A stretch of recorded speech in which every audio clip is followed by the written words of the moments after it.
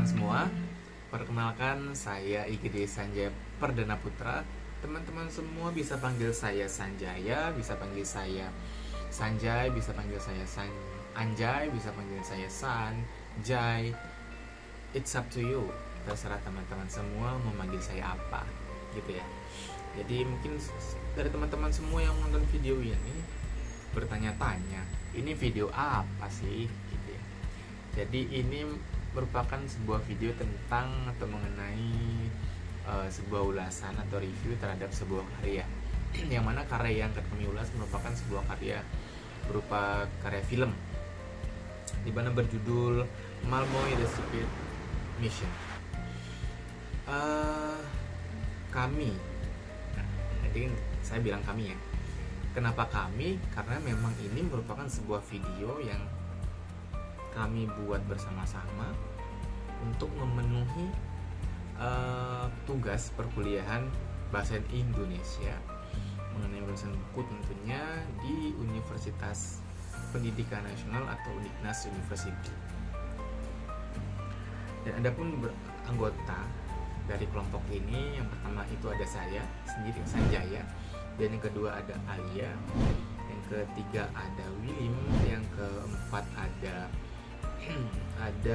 Ayu Raka. Jadi itu merupakan kelompok yang akan mereview film Malmö The Secret Mission. Sebelum kita masuk ke topik ulasan itu, mungkin ada beberapa hal yang perlu saya sampaikan terkait hal itu. Ada 5 hal penting yang perlu kita ketahui mengenai ulasan film, ulasan sebuah karya. Jadi yang pertama itu ada identitas, ada orientasi, yang ketiga ada tafsiran isi, yang keempat ada evaluasi, dan kelima dan terakhir itu ada rangkuman dari evaluasi. Nah, sebelum kita masuk lagi, mungkin saya akan memberikan sedikit atau secuil brief of about this film, seperti itu ya. Jadi sebuah review singkat mengenai film ini. Ini film apa sih?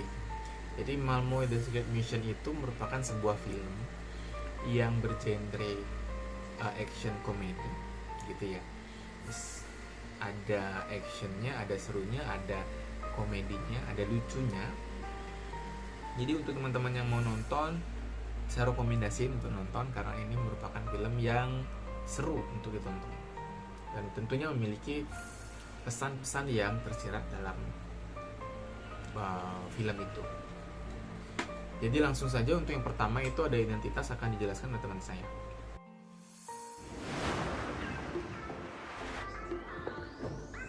Hai, nama saya Alia dengan NIM 3625. Di sini saya akan mengidentifikasi film yang berjudul Malmö atau The Secret Mission. Film ini merupakan historical drama dari Korea Selatan. Ditulis oleh Ju Si Gyong, di mana Ju Si Gyong merupakan salah satu pendiri linguistik Korea modern, dan disutradarai oleh Eom Hyuna yang juga seorang penulis naskah. Genre dari film ini adalah historical. Film ini resmi dirilis pada tanggal 9 Januari 2019. Didistribusi oleh Lotte Culture Works dan diproduksi oleh The Lamp. Durasi dari film ini sendiri sepanjang 135 menit. Film ini diangkat dari kisah nyata mengenai perjuangan Perhimpunan Bahasa Korea. Pemeran dari film ini ada banyak, namun pemeran utamanya ada 8 yang akan saya sebutkan. Yang pertama ada Yoo Hae Jin, yang merupakan seorang aktor terkenal. Kemudian ada Yoon Kye Sang, yang merupakan salah satu anggota dari grup idol God, di mana Yoon Kye Sang ini juga merupakan seorang tokoh utama. Kemudian ada Kim Soo Yeon. Kim Soo Yeon ini pernah menjadi pemain pendukung di film Romance is a Bonus Book.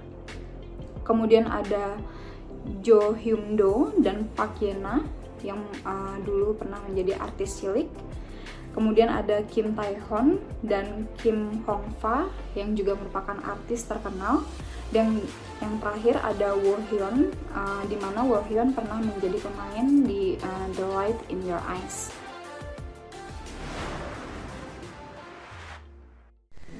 Oke, mungkin selanjutnya akan kita bahas mengenai orientasi dari sebuah ulasan buku. Dalam hal ini yaitu film Malmöe. Nah, film Malmöe ini merupakan suatu kisah nyata berdasarkan sejarah perjuangan perhimpunan bahasa di Korea. Film ini menceritakan sebuah perjuangan kemerdekaan Korea dari jajahan Jepang pada saat itu dengan cara membuat sebuah kamus dalam bahasa Korea. Nah, film ini berlatarkan waktu pada tahun 1940 dan saat itu Korea berada di bawah Jepang.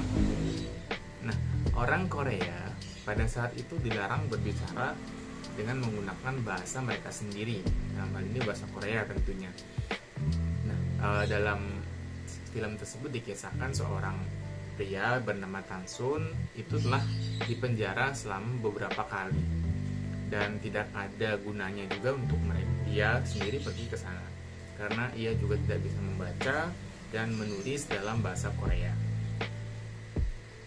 Nah, suatu hari ia itu mencuri sebuah tas dari seorang yang bernama Junwan.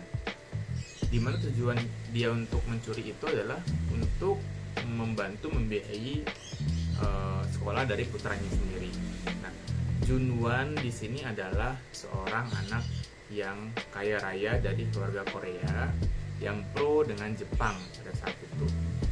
Namun, Junwan adalah perwakilan dari Korean Language Society, dan dengan bertemunya Junwan ini yang mana pada awalnya mereka bermusuhan, pada akhirnya mereka pun menjadi teman dan kehidupan Tan Sun di sini segera berubah dan mereka bekerja sama untuk menerbitkan kamus bahasa Korea.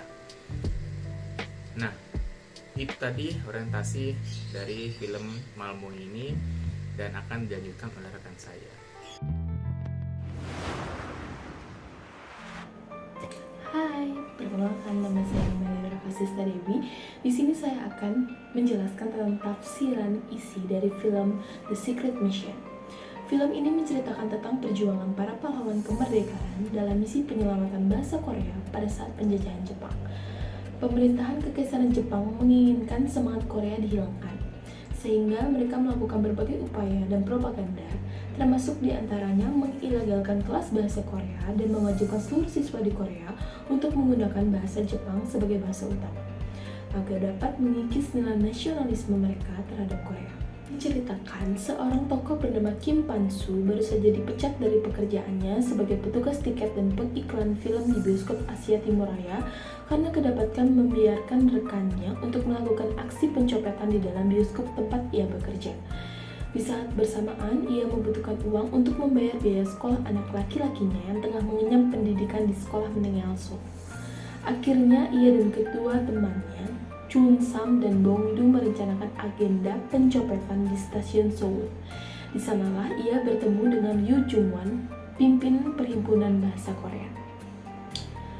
Yoo Jung-wan, anak dari direktur sekolah menengah Seoul yang bernama Ryu Won-taek. Dari ayahnya lah Jung-wan belajar bahasa Korea dan membaca. Namun, saat awal penjajahan Jepang ke Korea, sekolah menengah Seoul pun dijadikan pusat doktrin Jepang terhadap generasi muda Korea.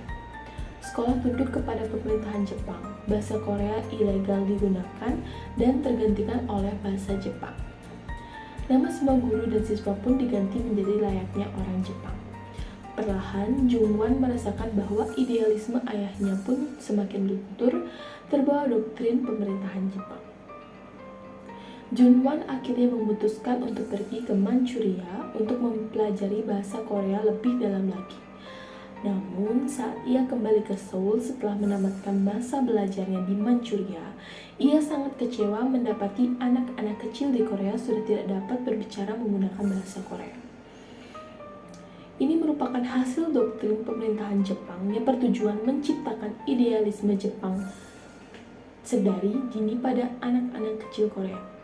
Sehingga Juma memutuskan untuk mendirikan Perhimpunan Bahasa Korea yang memiliki agenda utama untuk menyusun definisi dari setiap kata yang terdapat pada bahasa Korea, lalu menyusunnya menjadi kamus besar. Mereka juga berniat mengumpulkan dialek-dialek asli Korea dengan cara menemui seluruh guru bahasa Korea di pelosok daerah. Namun, menemukan semua guru bukanlah hal mudah, di mana pemerintahan kekaisaran Jepang yang saat itu tengah berkuasa terus mengamati gerak-gerik warga Korea yang ingin membelot dari doktrin Jepang. Perhimpunan Bahasa Korea menggunakan toko buku kecil yang sepi pembeli sebagai kedok. Namun, ternyata itu adalah markas besar mereka dalam menyusun strategi demi tercapainya tujuan. Tuan Chu merupakan salah satu anggota dari Perhimpunan Bahasa Korea yang ternyata mengenal Kim Pan-soo saat mereka berada di penjara Jepang bersama. Karena Pak Chu, akhirnya Kim Pan-soo diberikan pekerjaan di perhimpunan tersebut untuk mengisi posisi yang kosong. Kim Pan-soo buta huruf, padahal perhimpunan sedang menyusun kamus besar yang berkaitan erat dengan abjad, kosakata, dan urutan huruf. Kim Pan-soo diberi waktu 1 bulan untuk belajar menulis dan membaca agar ia tetap bisa bekerja di perhimpunan.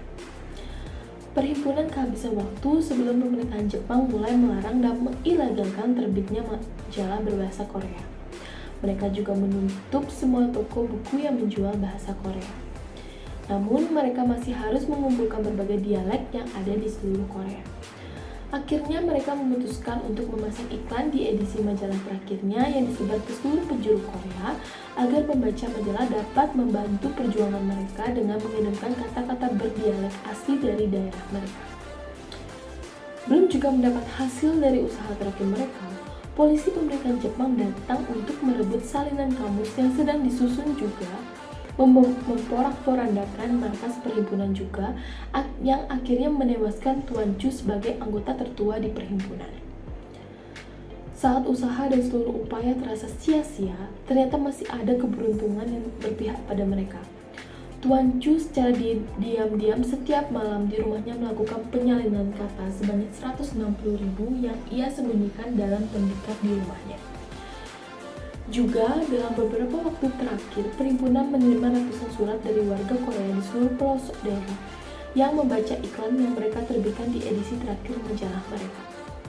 Warga tak hanya mengirimkan berbagai kata berdialek asli daerah, namun juga mengirimkan bantuan dana demi memperjuangkan bahasa Korea. Forum yang berisi guru-guru dan ahli bahasa perlu diadakan demi tercapainya mufakat atas pilihan kata yang akan dipilih dan dicetak pada Kamus Besar Bahasa Korea. Di saat-saat terakhir perjuangan mereka, polisi Jepang sayangnya dapat mencium agenda yang mereka lakukan secara sembunyi-sembunyi ini. Kim Pan-soo dan Ryu Jung-wan melarikan diri dari tempat dilaksanakannya forum, semata-mata untuk menyelamatkan salinan dari kamus besar yang sudah berhasil disusun. Sayangnya, langkah mereka terhenti. Ryu Jung-wan tertangkap dan dijebloskan ke dalam penjara, dan Kim Pan-soo berniat membawa salinan kamus besar ke Busan agar bisa dicetak. Naas, ia tewas ditembak oleh polisi Jepang saat melarikan diri dari kejaran polisi Jepang ke komplek gudang stasiun Seoul. Akhirnya, pada tanggal 15 Agustus 1945, Korea akhirnya merdeka dari jeratan belenggu pemerintahan Kaisar Jepang. Ryu Jung-wan dibebaskan dan berhasil berkumpul kembali dengan anggota Perhimpunan Bahasa Korea yang masih tersisa. Sekian tahun setelah perjuangan mereka untuk menjaga dan menyusun kamus bahasa Korea gagal dan sia-sia, di saat itu pula lah muncul kabar menakjubkan bahwa salinan terakhir kamus besar bahasa Korea yang sempat dibawa lari oleh Kim Pan-soo ternyata selama ini berada di gudang stasiun Seoul. Tahun 1947, Kamus Besar Bahasa Korea akhirnya diterbitkan. Ryu Jung-wan pergi menemui putra dan putri Kim Pan-soo untuk memberikan salinan Kamus Besar Bahasa Korea beserta di dalamnya yang berisi surat terakhir yang ayah mereka tulis.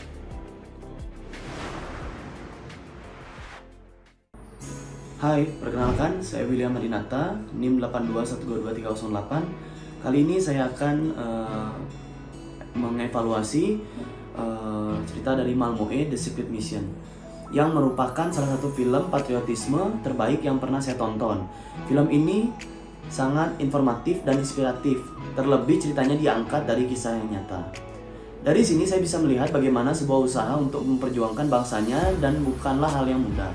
Apalagi banyak terjadi perselisihan dan kita harus berjuang di bawah rasa takut dan cemas karena bisa saja tertangkap. Di film ini kita dapat melihat bagaimana masyarakat Korea mempertahankan bahasa mereka dan ingin mendapatkan identitas negara mereka kembali. Di film ini juga dapat dilihat bahwa kaum biasa juga sangat mengambil peran penting dalam perjalanan pembuatan kamus tersebut. Seperti contohnya Kim Pan-soo yang seorang biasa bahkan buta aksara, juga akhirnya melindungi salinan terakhir sampai titik darah penghabisannya. Kawan-kawan, Kim Pan-soo yang membantu himpunan tersebut mengumpulkan dialek dari berbagai daerah. Sehingga pesan arti persahabatan sangatlah didapatkan di film ini. Film ini mengukuhkan rasa patriotisme rakyat dan jika bukan karena rasa cinta terhadap negara yang dimiliki oleh para perjuang kita. Secara visual ataupun detail yang dibawakan sangat luar biasa. Contohnya seperti setiap pejalan kaki di jalan, setiap etalase toko, bahkan mobil jalanan memiliki nuansa khas yang tempat pada zaman tersebut. Walaupun menceritakan sejarah kelam kekejaman Jepang pada Korea, bukan berarti tidak ada sentuhan humor dalam film ini. Ada banyak scene yang membuat kita tertawa. Ada pula yang membuat hati kita pilu. Kekurangan dalam film ini ialah bagi saya tidak semua kalangan dapat menonton film ini karena menggunakan bahasa Korea. Yang pertama mungkin terkendala bahasa sehingga penonton perlu terjemahan untuk menontonnya. Akses untuk mendapatkan film juga sangat-sangat terbatas. Jadi ya harus mengakses di situs-situs tertentu aja. Oke, jadi sekian mungkin evaluasi saya. Oke teman-teman semua, jika tadi teman-teman saya sudah menjelaskan mengenai identitas, ada orientasi, kemudian ada tafsiran isi, dan juga ada evaluasi, maka sekarang saya akan merangkum semua yang telah teman-teman saya sampaikan tadi secara singkat. Jadi film ini, film Malmö The Secret Mission ini secara garis besar merupakan sebuah film yang menceritakan tentang kisah nasionalisme atau kisah perjuangan dalam menjaga kelestarian sebuah bahasa, dalam hal ini bahasa Korea. Nah, mereka itu menjaga tetap kelestarian dari bahasa mereka sendiri dalam masa penjajahan Jepang pada saat itu. Dengan cara apa? Tentunya dengan cara membuat sebuah kamus bahasa Korea. Film ini diangkat dari sebuah kisah nyata di mana konflik dari film ini sangatlah beragam, dimulai dari nasionalisme, ada juga kekeluargaannya, ada persahabatannya, dan juga tentunya ada komedinya. Dalam film ini menyajikan juga budaya-budaya Korea dan Jepang. Kenapa Jepang? Karena saat itu Jepang sedang menjajah Korea. Jadi banyak budaya-budaya Jepang yang ditampilkan pada video atau film Malmö The Secret Mission itu. Nah, pada akhirnya film ini menyadarkan kita bahwa bahasa itu sendiri merupakan sebuah komponen penting dari suatu bangsa, di mana bahasa dapat menjadi alat komunikasi antar sesama bangsa dan juga alat pemersatu bangsa. Nah, itu tadi yang dapat saya sampaikan mengenai rangkuman evaluasi, dan dengan disampaikannya rangkuman evaluasi maka berakhir pula video ini. Semoga dengan adanya video ini dapat memberikan sebuah insight baru untuk teman-teman, sebuah pandangan baru untuk teman-teman mengenai atau tentang ulasan sebuah karya, dalam hal ini sebuah film. So, terima kasih sudah menonton video ini sampai habis. Akhir kata, saya ucapkan sampai jumpa dan bye-bye.